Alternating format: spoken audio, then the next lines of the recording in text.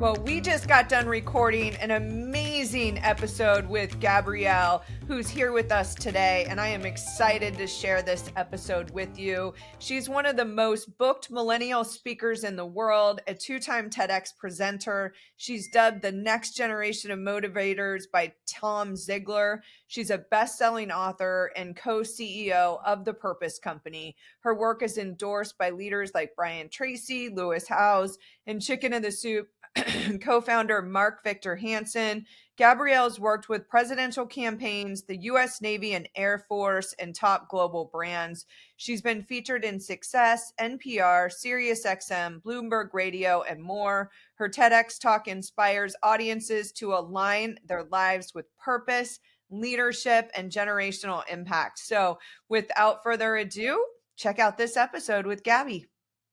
Welcome back to the Power Up Your Life podcast. I'm Kelly Resendez. And I'm Mandy McAllister. And we are so thrilled to bring Gab to our audience today. She's somebody I admire. She's spoken at our GoBundance women's events with raving reviews and fans. So we're just so excited to have you here. But I'd love to have you just share a little bit with our audience about your journey.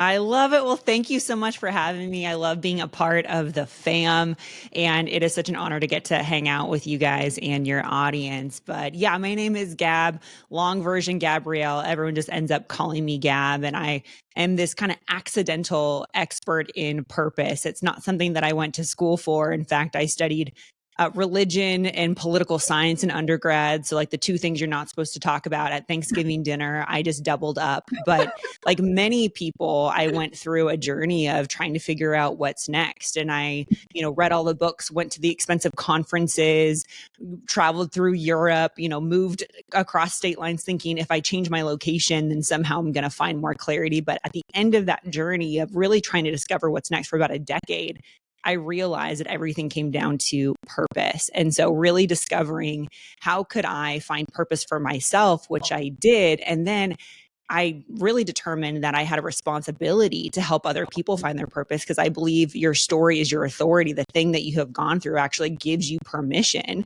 to be able to help other people as well. And so many people from the outside looking in said, oh my gosh, Gab, how have you had so much clarity? How have you had so much success? How have you been able to push through some really challenging perspectives? And it really came down to these 4-step processes that we now teach at the Purpose Company of how do you not only find your purpose, but how do you use it to help other people? Because I think a lot of the conversations around purpose are really self-focused. It's how do you feel and what's fulfilling to you, which is important. But the way that we approach purpose is that purpose is the best of what you have to help other people.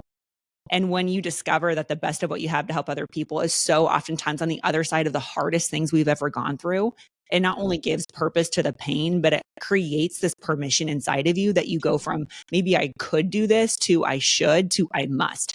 And so that's what I get to do and help people with every day. Oh my goodness, I love it. And we're from like the same area and we're able to connect, which I'm so grateful for. So I'm going to ask you this question because I just saw this on a short today. Somebody that was on Jay Shetty's podcast, I think that's who it was, said, tell me your biggest, the worst career advice you've ever gotten and the best. And the guy said the worst was follow your passion. Yeah. And the best was follow your talent. And so you're bringing in purpose. Like, how do you kind of unpack the difference between those three things? Because I think a lot of people are like, I'm passionate about this, but then they also want to make a lot of money. Or whatnot. Like unpack that a little bit. Yeah. Or they're passionately bad. I mean, how many times have you met people who are like, I want to get into, dancing or singing or some sort of creative art, and that's their passion, but that's not where their skill set lies. And I couldn't agree more. So passion, if you look up the dictionary definition of passion, which is so bananas, but the dictionary definition of passion is a barely controllable emotion. And yet that's the number one piece of advice that we're giving the next generation is follow your barely controllable emotion. And I know I did. I mean, I tried to start coffee carts and tried to start online courses. And I mean, you pick it. I tried it because I was following that very well-intentioned, but very crappy advice of follow your passion. Purpose is the best of what you have to help other people. It is that Mm. ability to execute with excellence. I think that's what's really important, is that you identify what is that best of what you have, and talent is part of that. And so one of the things that we teach in your journey of finding your purpose is what we call your natural advantage. So natural advantage is different than natural talent. Natural talent is an early proficiency for something. So you might have a natural talent to be athletic, or to argue, or to take leadership, or to be conversationalist or funny. That's a natural talent. It's an early proficiency. Your natural advantage is the role you tend to play in life and work. So when you're in a group of people, you tend to be the one who organizes people and things. You might be an overseer. Or in a group, you're always consuming information so you can teach other people. You might be a teacher. And so helping people, we've helped over 3,000 people through our purpose factor assessment find their purpose. And we get notes from people every single time on our Instagram or our email of people being like, I had no idea. It's like, finally, I feel like I have a mirror to truly see who I am. And I think, and I know you guys do this so beautifully at GoBundance, is giving people words to identify who they are and how they fit in the world. Helping people feel seen, I believe, is the best gift as a leader we can give someone. Oh, I could not agree with you more. It's you can't see the forest through the trees, like Yeah. you end up so in something, your life, your business, whatever that is, that you can't really see what's next. So that purpose assessment has been a real game changer. One thing that you have said previously is this idea of, I'm not passionate, I'm convicted. This Yes. idea of all in conviction, and in a lot of conversations Kelly and I have been having back and forth, We we're talk talking about you, about, Gab. yeah, we talk about looking for what I need to decide what I'm convicted about. Yeah. And I think that is my approach for how I'm getting unstuck with some of the things that I'm dealing with. So I'm curious, what advice you would give, because we're largely entrepreneurs in the group that are listening Yeah. here. What's some advice when you feel stuck? How do you get yourself unstuck? Yeah. So the truth behind conviction is the definition that we take to it is the unreasonable certainty that what I'm doing is right and worth it.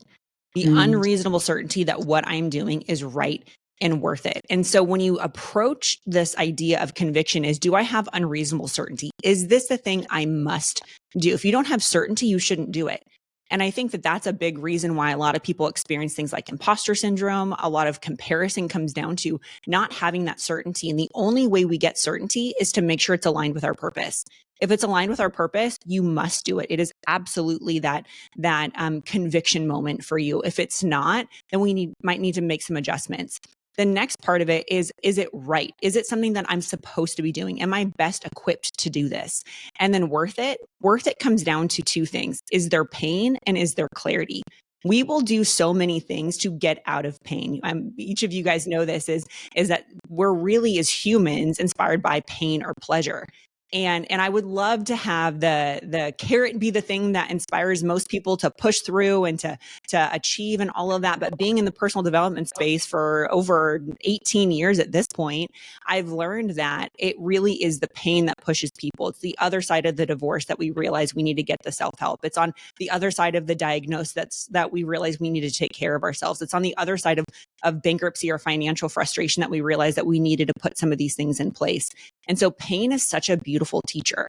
And so if we as leaders say we've got someone on our team and they're not performing to their best, what's their conviction like? It means that they may not have pain, as in they don't know the cost of inaction, or they don't have clarity. They don't know why it's worth it. They don't know why they should push through the 28 sales calls to finally get that closed deal. They don't know why they should, manage their time better so that they can be a top performer. So our job as leaders, whatever that looks like, whoever it is that we're influencing, comes down to how do we help first ourselves get that pain and clarity, and then give that as a gift to those that we lead.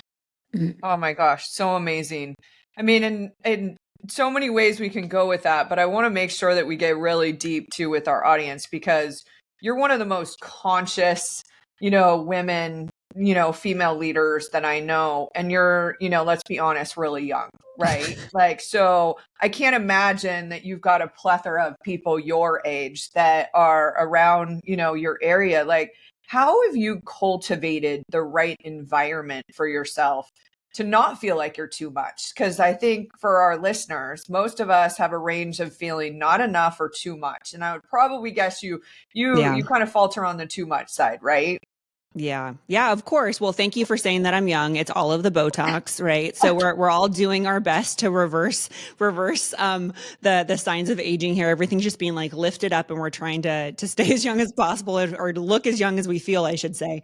But yes, I think this is something I was reflecting on actually the other day, when I was just really like showing gratitude towards my younger self and having a conversation with that 12-year-old version of me. It's one of my favorite questions I love to ask people when I'm interviewing them is, what would the 12-year-old version of you think about what you're doing right now? And the 12-year-old version of me had big buck teeth and crazy red hair and giant Coke bottle glasses. And she just was like living life and like feral outside and like just loving life and doing amazing things. I actually started writing my first book at 12. And so if I were to have that conversation with her, I'd say everything turned out how we wanted it to. You've got the community that you wanted. I really always wanted to fit in. I was very heavily bullied as a child. I've been able to create beautiful community and be able to provide for my family in a way that I never thought was possible. I have an amazing partner in my husband that I always wanted to have that kind of trust and intimacy in a relationship. I have an incredible team of people around me, and I always felt really lonely. And that really is because of the consciousness of creating my reality, of realizing that my energy is something I must protect. So the most important thing for me is protecting my energy. So that means paying attention to, at the end of any dinner, I might go out with friends, I'm doing an energy check. Do I feel more energized or more depleted? If depleted, it means that there wasn't an energy exchange, that maybe I was giving more, or maybe there was a negativity in that relationship or that conversation. And so I want to be conscious to that. So energy exchange is really important to me. The next thing is, am I running alongside other people? Am I having to not be honest about where I'm at in conversations? Each of you probably had that, where you're catching up with friends or family members and you have to dim your light a little bit because you don't want them to feel less or be jealous or be triggered. And so I just don't have people in my life that I can't tell everything to. And so that's meant that I've winnowed my circle quite a bit, but that's also too been because I don't want to show up in relationships less than. And so that's meant I've had some conversations with others. I've created some beautiful boundaries, and I'm really, really pleased with the circle of people that I have, whether it's my team or the people in my family I stay very close to and my friends, because we're able to call each other up with the highest highs and say, I just closed this huge deal and it's amazing.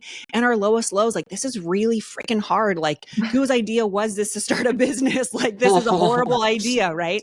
And I've been really intentional about creating that group.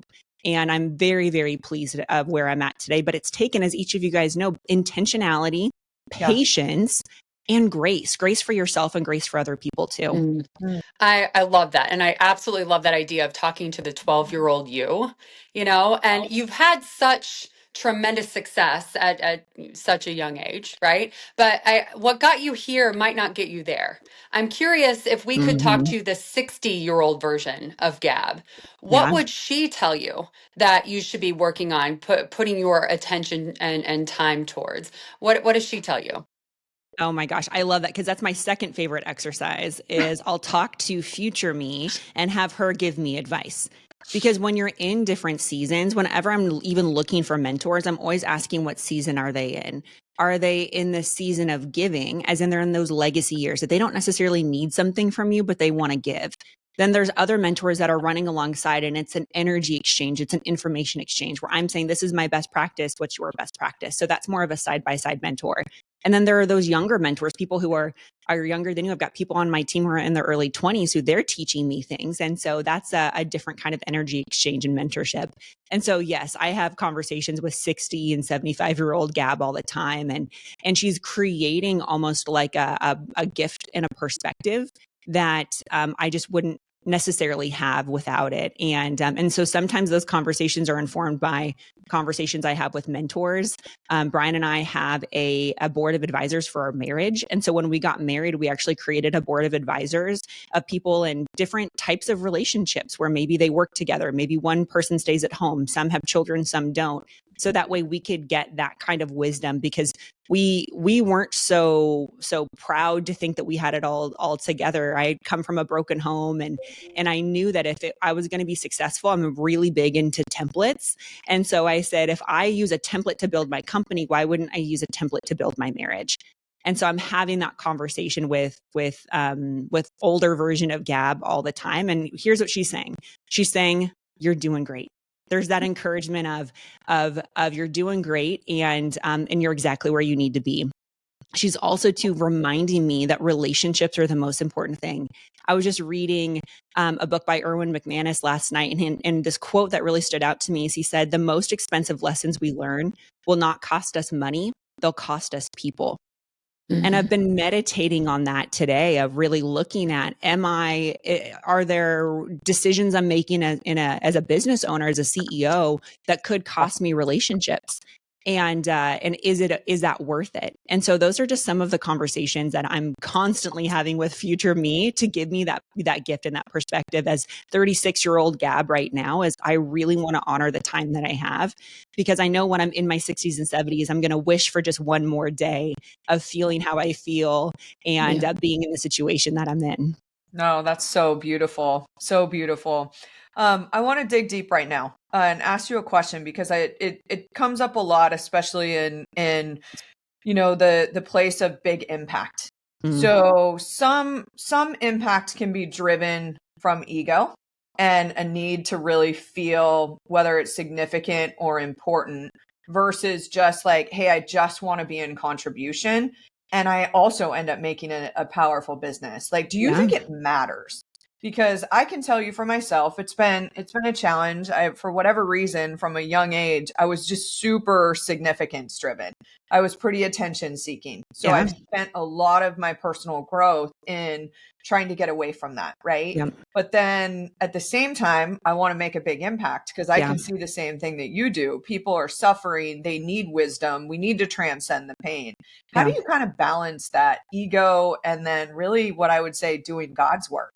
Yeah, no, it's so good. It's, I'm a Christian, and one of the kind of core foundations that have really helped influence what's driven me is there's this verse in the Bible where the Apostle Paul is saying, he's talking about people preaching the gospel in a way that isn't necessarily beneficial. And at the end of it, it's so interesting. It's really impacted me. He says, but no matter what, the gospel is being preached. And so in that verse, that's really impacted me, where he said, whether it was for the right reasons or the wrong reasons, a good thing is still happening. And I think that's an interesting perspective to take, because I don't see ego as bad or as good. I see it as something that's part of who we are. Ego is the need to be seen. And we're all created to be seen, and we're all created to see other people. And so I can look back at my journey and realize that in some instances, when I was maybe writing my first book at 17, that was a desire to feel seen. I don't think I was so selfless in my 17-year-old state thinking, I want to leave a legacy. I was like, I want to feel like my life matters. And I was escaping substance abuse in my house and trying to just like feel like my life mattered and try to feel control. So in that instance, even though my ego was probably driving the ship, at the end of the day, a good thing was still being done. And then I see other seasons of my life where I was, very selfless. And it was like, I don't really need to have my name on anything. I just want to be in the background. I want to push my team forward. And that was also a beautiful thing. And so I think that giving yourself grace and realizing that ego isn't a good or a bad thing. It's not you in front of someone else. I think it's some seasons we do need to feel seen. Sometimes we're discouraged and we're like, am I doing the right thing? Am I crazy? Whose idea was this? Like that discouragement that happens so oftentimes as entrepreneurs. I think in those instances, if you're feeling discouraged, you need to be in a season of feeling seen. You need to look at the testimonials of past clients who are saying, thank you so much, Mandy, you changed my life. Kelly, because you did that thing, you truly changed the trajectory of my business. That's not ego, that's a gift. And so being able to see sometimes that feeling seen is encouragement, sometimes that feeling seen is validation, sometimes that feeling seen is the savior that you need to pull you out of the doubt demons that I think as entrepreneurs, especially as women entrepreneurs, I think can really keep us super stuck. Oh, I love the thing that hits me the hardest there. It's the removal of shame. Yeah. You know, that the good thing is happening. You don't assign shame to that you have an ego. You have an ego because you're human. You Yeah. need to be seen because you're human. There is no need to feel shame about it. I absolutely love that wisdom. Thank you for that, Gab. You know, one thing that, you know, most of our listeners have in common, we're entrepreneurs, and we're, you know, in this season of uncertainty, just systemic uncertainty. I'm very curious about, you know, how do you align conviction and purpose proactively to deal with all of this uncertainty that surrounds us, especially as entrepreneurs now? Yeah. I think whenever there's uncertainty, it's looking at where does your certainty come from. So I cannot control the economy. I can't necessarily control my clients' outcomes. I can't control the close rates necessarily on my team, but I can control how I react. And so there's a calmness and feeling in control of I will know what to do. Even if I don't know what to do, I will figure out what to do. And that's that power of agency that I think is can't really be taught, but it can be caught, where you start to recognize that you have the ability, no matter whatever it is that comes at you, that you're going to figure it out. And I think COVID taught a lot of people that is the power of pivot. And so I think that there's a big resurgence of people really having that agency and that confidence of no matter what, I know what's going to happen. I can be in control of it. And so sometimes life will happen, right? So I'm not going to pretend like as a business owner, everything's like, you know, horseshoes and rainbows and perfect. Sometimes like real crap is hitting the fan and you're like, oh my gosh, this is a big deal. Or, you know, we could, you know, really lose a lot of money on this. And I'm on the forefront. I'm doing a lot of the deal making. I was just doing that this morning. And when you're in that zone, you have to have, if you lose something, I give myself 30 seconds to be pissed. I'm like mad, upset, cussing out the wall, whatever it is, right? Like I love Jesus, but I cuss a little. Like that's I will let myself have all of the emotions for 30 seconds. And then I mentally put it in a little wooden box. I just go through this mental picture. I put it in a wooden box and I just seal it. And I go, that's not giving me life anymore. But I let myself have that emotion. So I no longer am carrying the weight of it, but I'm going to put it in this box and I'm going to just put it away. And it just in my mind, I have in my closet, my mental closet, all of these boxes of emotions. And so that helps me get off of me and back into problem solving mode. And at that point, I'm calm, cool, and collected. I'm like in control. I'm happy again as well, because like, let's be honest, if there's no joy in the journey, what are we doing this for? Like life is too short and it's all too hard. Like, let's have some fun in this freaking thing. Right. And so I just need to get back into that moment and just be back in my joy zone.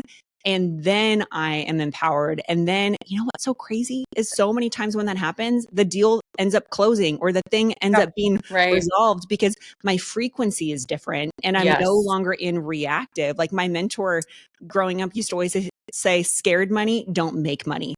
And that has been such a gift. Anytime I've been in a negative, needy mindset, I never will close the deal. But when I'm in an abundance, an excited, a joyful state, the opportunities closes so much easier than I ever thought imaginable. I love it. Well, Gab, you have brought so much wisdom to the table. I couldn't even imagine to go back through it all, but I know that our listeners are going to want to learn more about finding their purpose and aligning with it as well. How do they get a hold of you, take that test, all of that? Yes, they have got to take the purpose factor assessment. So it takes about 20 minutes to find your exact purpose and gives you a 49-page document on you, how you're most fulfilled, your core values, and what to do next. So they can check it out. I'm going to give them a $20 discount. So you just go to purposetest.com. So you can get $20 off. Just go to purposetest.com and find your exact purpose.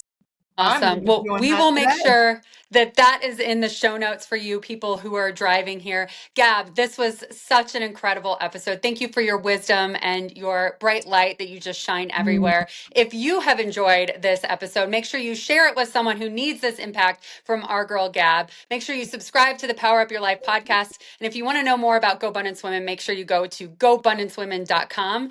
We will see you on the next one. Thanks, Gab. Thank you, guys. Bye.